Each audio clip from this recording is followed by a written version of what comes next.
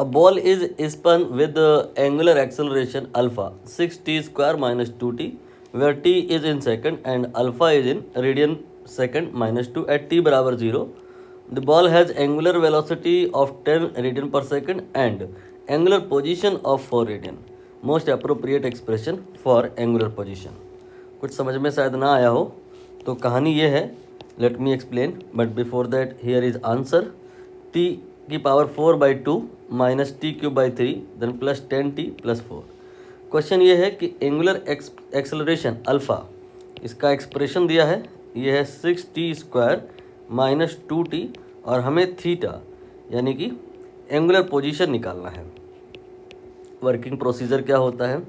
Alpha इसका हम कर देते हैं इंटीग्रेशन, तो आ जाता है स्पीड, एंगुलर स्पीड, एंड इसका भी कर देते हैं इंटीग्रेशन, तो आ जाता है थीटा.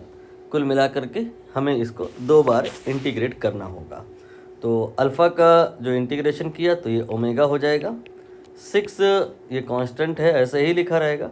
टी स्क्वायर का इंटीग्रेशन टी क्यूब बाई 3 हो जाएगा माइनस 2, और टी का जो इंटीग्रेशन होगा वो टी स्क्वायर बाई 2 होगा. वन मोर थिंग, क्योंकि मैं यहाँ पर कोई डेफिनेट इंटीग्रेशन तो कर नहीं रहा हूँ, लिमिट वगैरह तो लगाई नहीं है, तो फिर प्लस सी ऐड करना पड़ेगा.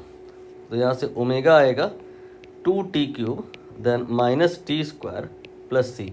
और अब हमें जोर देना होगा इस बात पे कि c की वैल्यू कितनी होगी.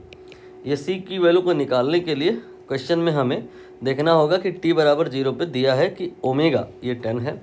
तो यहाँ पर मतलब कह रहे हैं कि जो अगर हम t की वैल्यू 0 ले लें तो ओमेगा जो आएगा दैट विल बी 10. तो हम यहाँ पर जो ये कंडीशन गिवन है t कॉमा ओमेगा के वास्ते इसको सेटिस्फाई कराएंगे.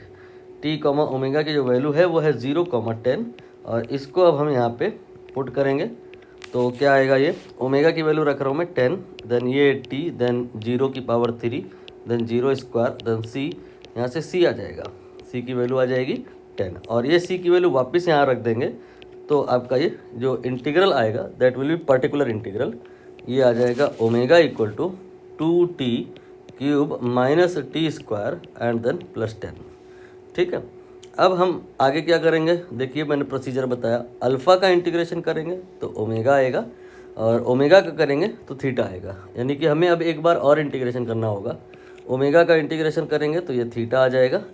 फिर इसके बाद में 2 ऐसे ही लिखा रहेगा. टी क्यूब का इंटीग्रेशन करेंगे तो ये टी की पावर 4/4 आ जाएगा.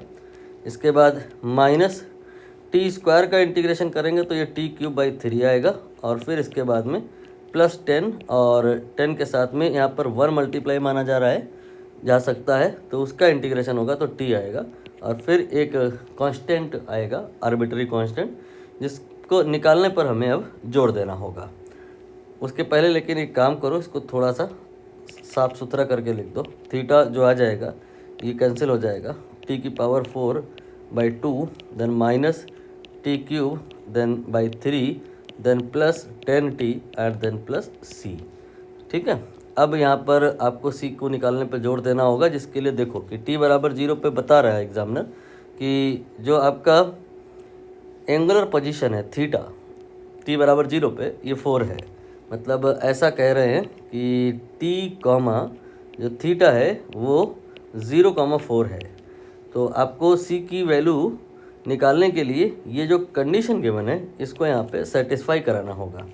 करा लेते हैं. तो थीटा यहाँ पर 4 है और t 0 है, तो ये 0 हो जाएगा, ये 0 हो जाएगा, ये 0 हो जाएगा.